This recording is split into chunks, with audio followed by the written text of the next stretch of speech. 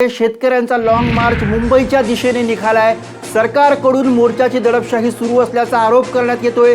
आश्वासन देऊनही मागण्या पूर्ण न केल्यामुळे शेतकरी आक्रमक झाल्याचं पाहायला मिळतंय। नाशिकहून शेतकऱ्यांचा मोर्चा आता मुंबईच्या दिशेने निघालाय। लाल वादळ पुन्हा मुंबईत धडकणार आहे। आदिवासी शेतकऱ्यांच्या प्रलंबित मागण्यांसाठी किसान सभेने नाशिकमधून लॉंग मार्च काढलाय।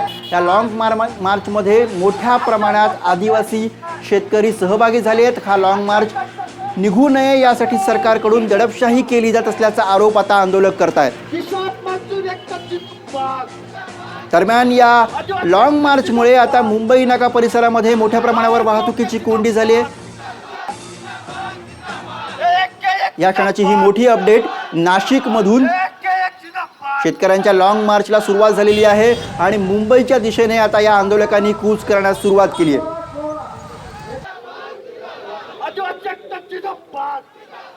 दरम्यान शेतकऱ्यांशी संवाद साधले आमचे प्रतिनिधी अभिजित सोनावणे यांनी।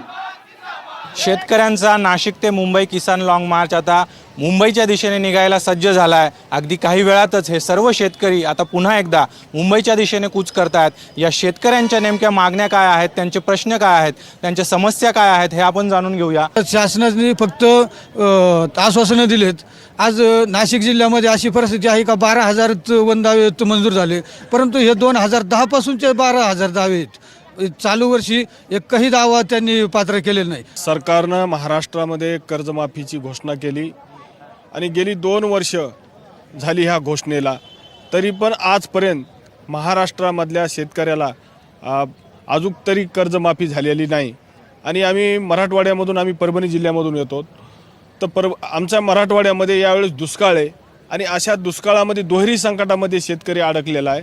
आणि म्हणून ही जी कर्जमाफी झाली ही सरी फसवी कर्जमाफी झाली। जी जमीन तो आज कसतोय ती जमीन त्याच्या हक्काची आहे, त्याच्या मालकीची आहे आणि तो या जमिनीमध्ये मूळ निवासी आहे। ती जमीन त्याच्या कुठल्याही प्रकारचा आग्रह धरू नये। ती जमीन तो आज कसतोय ती जमीन सर्व त्याची नावं झाली पाहिजे।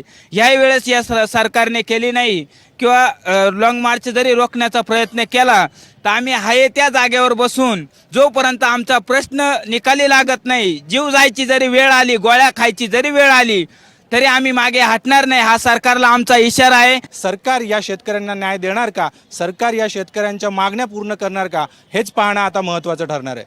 कॅमेरामॅन लोकेश माळीसह अभिजित सोनावणे, साम टीव्ही, नाशिक।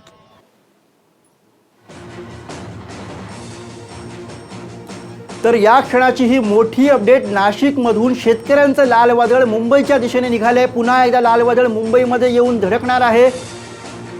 काही वेळापूर्वी शेतकऱ्यांनी मुंबईच्या दिशेने कूच करण्यास सुरुवात केलेली आहे। तसंच सरकार दडपशाही करत असल्याचा आरोप देखील या आंदोलकांकडून करण्यात येतोय।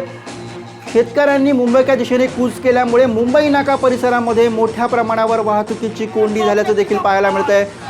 काल गिरीश महाजन यांनी या आंदोलकांची चर्चा केली होती, मात्र ही चर्चा निष्फळ ठरली आणि त्याच्यानंतर आंदोलकांनी सरकार दडपशाही करत असल्याचा आरोप केला आणि त्यानंतर हे आंदोलक शेतकरी मुंबईच्या दिशेने कूच करतात।